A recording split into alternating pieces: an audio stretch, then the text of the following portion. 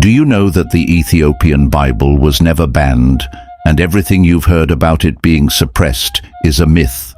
Today, on Black Stories Untold, we're going to explore the truth behind this powerful and ancient text, unraveling the misconceptions and shedding light on the lies you've been told.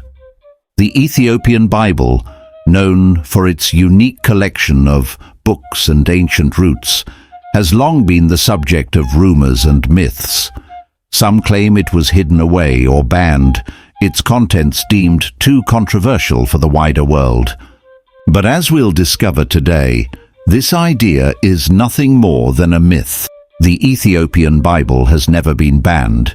It has thrived, survived, and held an influential place in Ethiopian Christianity for centuries. Let's explore 10 reasons why the myth of the Ethiopian Bible being banned is nothing but a false narrative, and delve into the rich history of one of the oldest and most important biblical traditions in the world. 1. A distinct canon, not a forbidden one. The Ethiopian Bible has a canon unlike any other Christian Bible, containing 81 books compared to the 66 of the Protestant Bible or the 73 of the Catholic Bible. Some of its texts, such as 1 Enoch and Jubilees, are considered apocryphal or non-canonical by most Christian traditions. This unique canon has led to the perception that the Ethiopian Bible was banned or hidden. However, the truth is that it was never banned. It was simply part of a different tradition. Ethiopia's isolation from Western Christian developments allowed its church to preserve these ancient texts without interference. Far from being banned, the Ethiopian Bible is central to the Ethiopian Orthodox Tewahedo Church's identity, and its texts were revered, copied, and read by the faithful for over 1,600 years. 2. A product of isolation, not suppression. The misconception of the Ethiopian Bible being banned often arises from Ethiopia's geographical and cultural isolation from the rest of the Christian world. Ethiopia adopted Christianity in the 4th century CE, and its Christian tradition evolved independently of the Roman Catholic and Eastern Orthodox churches. This isolation meant that Ethiopia's biblical canon and religious practices developed differently, leading to the preservation of texts that were lost or excluded elsewhere. This isolation was not a form of suppression, but a protective barrier that allowed Ethiopia to keep its religious traditions intact. The Ethiopian Bible was preserved because of Ethiopia's independence, not because it was hidden or banned by external forces. 3. Religious sovereignty and Ethiopian Christianity. Ethiopia's long history of religious sovereignty is another key reason why the Ethiopian Bible was never banned. Ethiopia is one of the oldest Christian nations, having adopted Christianity as the state religion in the 4th century under King Ezana of Aksum. The Ethiopian Orthodox Church has always maintained a degree of independence from the Roman Catholic Church and other Christian denominations.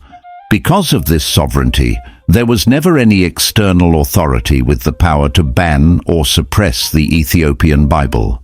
Ethiopian rulers and religious leaders have always been the protectors and promoters of their own biblical tradition, and no external church or political power ever had the influence to impose a ban. 4. Colonialism and resistance. Another factor that contributes to the myth of the Ethiopian Bible being banned is the period of European colonization in Africa. However, Ethiopia was never colonized, except for a brief period of Italian occupation from 1936 to 1941 during World War II. This occupation did not lead to a suppression of the Ethiopian Bible. On the contrary, Ethiopia's fierce resistance to colonization helped protect its religious heritage, including the Bible. while other African nations faced cultural suppression and missionary efforts to convert them to European forms of Christianity. Ethiopia's independence meant that it could retain control over its religious texts. No colonial power ever succeeded in banning the Ethiopian Bible, further dispelling the myth of its suppression. 5. The preservation of Ge'ez and religious texts. The Ethiopian Bible is written in Ge'ez, an ancient Semitic language that was the liturgical and literary language of Ethiopia for centuries.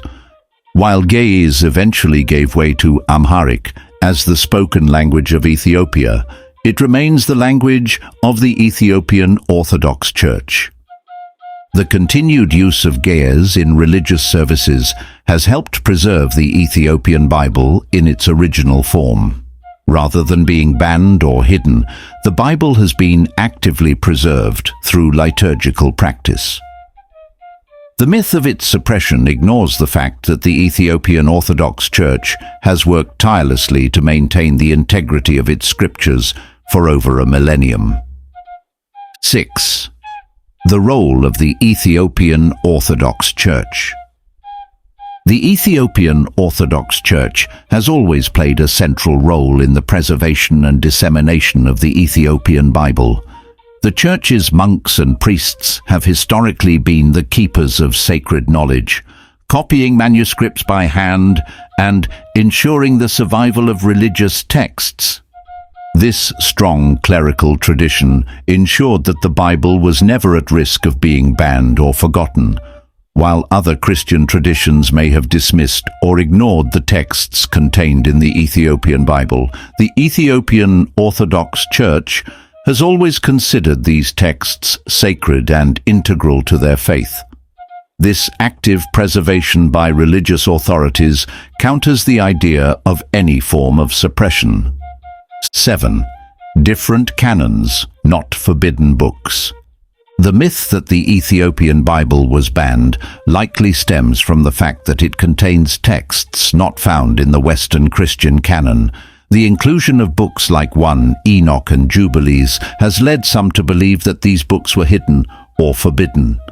In reality, the differences in biblical canons between Christian traditions are a result of historical and theological developments, not acts of censorship or suppression. In the early centuries of Christianity, there was no single, unified canon of Scripture. Different Christian communities had different lists of sacred texts. The Ethiopian Church simply retained a broader canon, while other Christian traditions narrowed theirs over time. The exclusion of certain books from the Western canon does not mean they were banned. It just means they were not included in the final list of accepted texts. 8. Western bias and misunderstanding. Western scholarship and historical accounts often perpetuate the myth of the Ethiopian Bible being banned due to a lack of understanding about Ethiopian Christianity.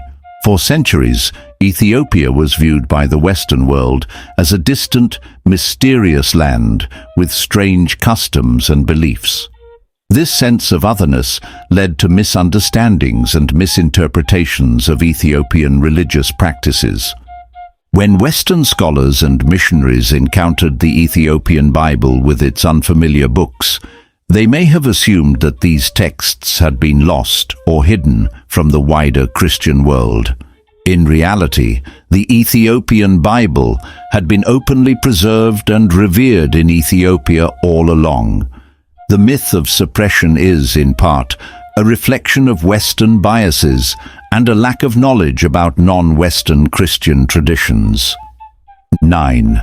Resilience through political change. Throughout Ethiopia's history, the Ethiopian Bible has survived political upheavals, wars, and regime changes. From the fall of the Aksumite Empire to the rise of the Solomonic dynasty, and even during the Italian occupation, the Ethiopian Bible remained a cornerstone of Ethiopian identity and faith. Rather than being banned during times of political instability, the Bible often served as a source of unity and resistance for the Ethiopian people. The church and its scriptures were seen as symbols of Ethiopian resilience and independence. And the Bible was never suppressed even in the face of foreign invasion or internal strife. 10th, global recognition of Ethiopian Christianity. Finally, in recent years, the Ethiopian Bible has gained global recognition for its historical and religious significance. Far from being banned or hidden, it is now studied by scholars and religious communities around the world. The richness of the Ethiopian biblical tradition, with its unique canon and ancient texts, is appreciated as a window into early Christianity and the diversity of Christian practice. Modern scholarship has helped dispel many of the myths surrounding the Ethiopian Bible, revealing its true role as a preserved and respected scripture in Ethiopian Christianity. As more people come to learn about the Ethiopian Bible, the myth of its suppression fades, replaced by a deeper understanding of its significance. In conclusion, the myth that the Ethiopian Bible was banned is just that, a myth. The truth is far more powerful. The Ethiopian Bible has been preserved and revered for centuries by the Ethiopian Orthodox Church, a symbol of Ethiopia's religious sovereignty and resilience. Its unique canon, rich history, and the tireless efforts of the Ethiopian clergy have ensured that this ancient text continues to inspire and guide millions of people. So, next time you hear that the Ethiopian Bible was banned or hidden, remember that the truth is far more fascinating. This sacred text has never been suppressed. Instead, it has thrived in Ethiopia's highlands, a testament to the enduring power of faith, tradition, and independence.